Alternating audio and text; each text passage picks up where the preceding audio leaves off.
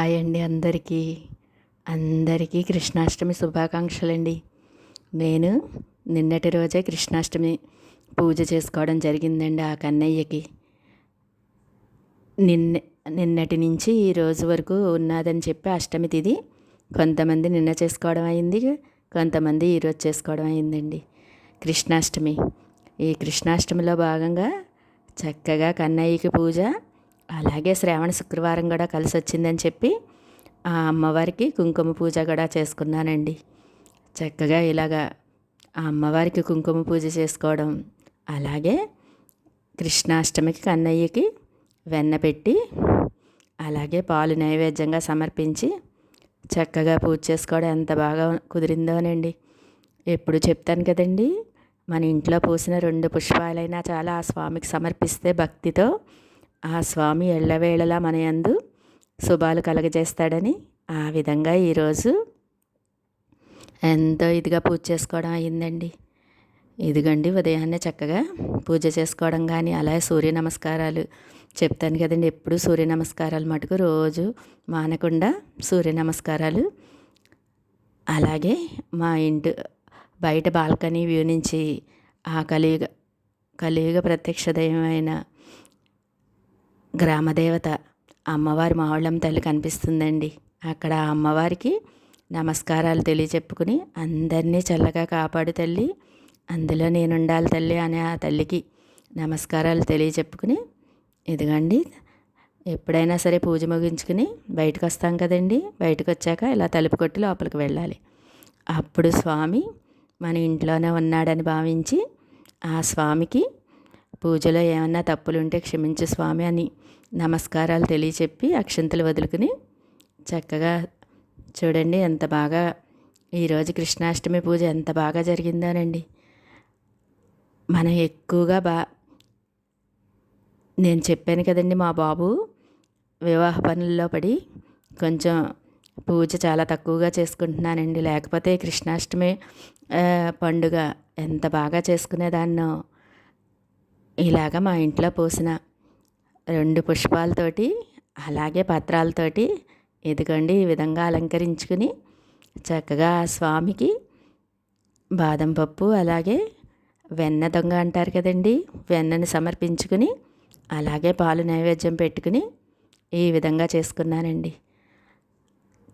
అసలు చేసుకోవడం మానడం కంటే ఈ విధంగా మనం చక్కగా మనకి వీలైనట్లుగా చేసుకున్నా చాలండి. ఆ స్వామి కరుణా కటాక్షాలు మనం ఎల్లవేళలా ఉంటాయి.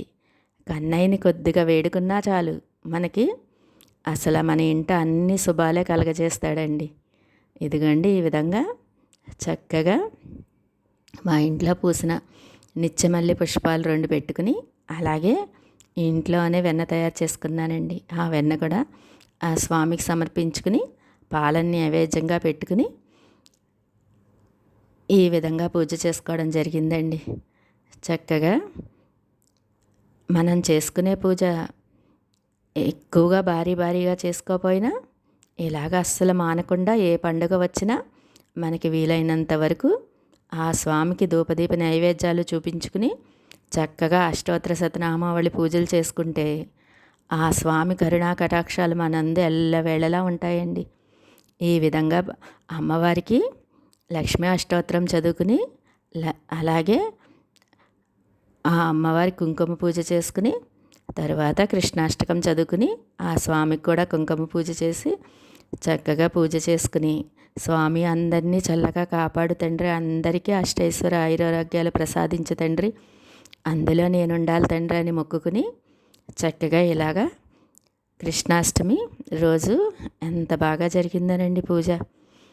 ఎప్పుడైనా సరే మనసు పెట్టి చేస్తే చక్కగా వస్తుంది, చక్కగా పూజ చేసుకోవడం జరుగుతుంది. అదేవిధంగా ప్రతిరోజు కూడా నిత్య దీపారాధన చేయాలంటాను కదండి.